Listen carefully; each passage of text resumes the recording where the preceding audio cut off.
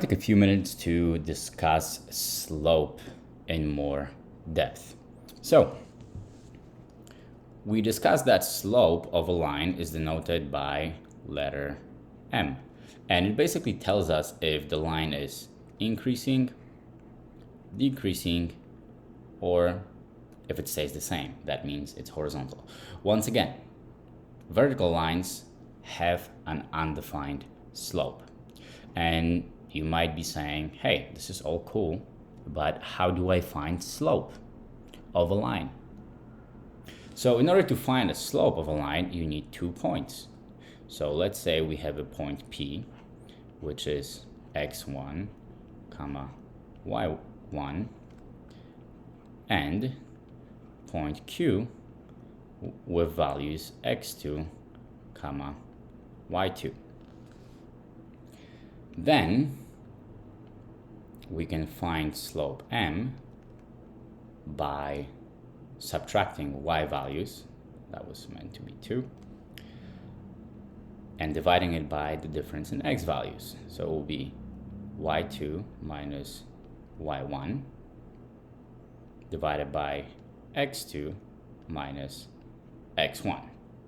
So you can see that slope is essentially the increase of our function over the run of our function. So we can write it out like this. It's rise over run. So y values of your points determine the rise of your line, and then x values, or the difference between x values of your points, determines the run. Okay, enough talk or enough theory. Let's do a few examples so you can find out how to find a slope if you have 2 points. So first example will be, we're going to have a point P with x value equal to 1 and y value equal to 5. And we're also going to have a point Q with x value equal to 2 and y value equal to 7. So once again, we are going to use this formula to find the value of the slope. So M is equal to, on the top we are going to have a difference of y values. So let me actually put that in color. This is y2, this is y1, this is x2, and this is x1. So on the top we have y2 minus y1, which is 7 minus 5. And on the bottom we have x2 minus x1, which is 2 minus 1. And we end up with 2 on the top and 1 on the bottom, which is basically 2. And 2 is greater than 0, so we can conclude that this line will be increasing. Okay, let's do one more example where we're going to end up with a negative slope. So we have a point P with x1 equal to 3 and y1 equal to 1, and point Q where x1 is equal to 1 and y2 is equal to 3. Once again, using the same formula for the slope, y2 minus y1 and x2 minus x1. So I'm going to use color once again to solidify the idea of which one is which. y2, and now I'm going to plug it back, or plug it in to our formula for the slope. So in this case, let's start with y. y1 is 3 minus y1, which is 1,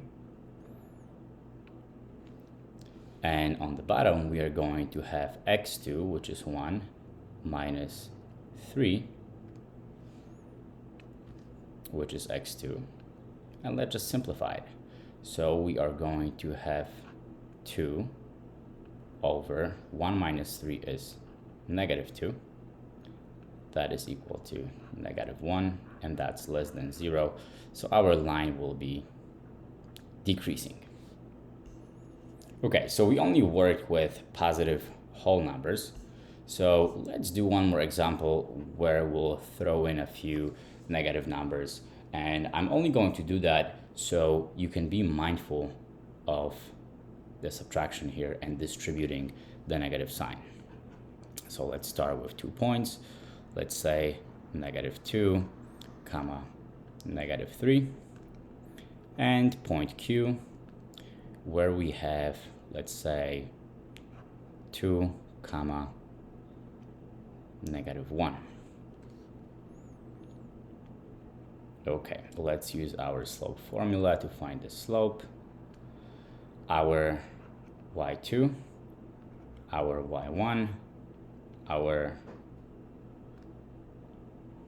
actually, that's x1. That's our y1, Jesus, x2. And this is our x1. So on the top we have y2 minus y1. On the bottom we have x2 minus x1. Okay, let's plug in. y2 is negative 1 minus y1, which is negative 3. On the bottom, we have x2, which is positive 2, minus x1, which is negative 2. Okay, keep in mind that when you multiply negative times negative, you end up with positive. So we're going to have negative 1 plus 3 over 2 plus 2. So we have positive 2 over 4, which is equal to 1/2.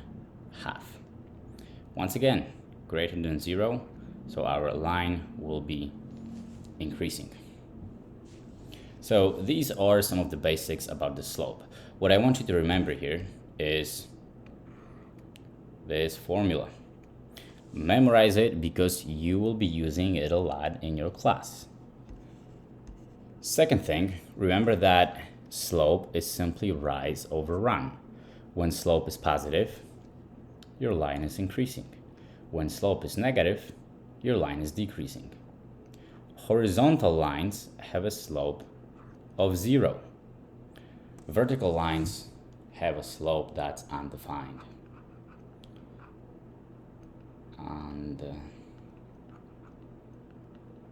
Undefined. See you on the next one.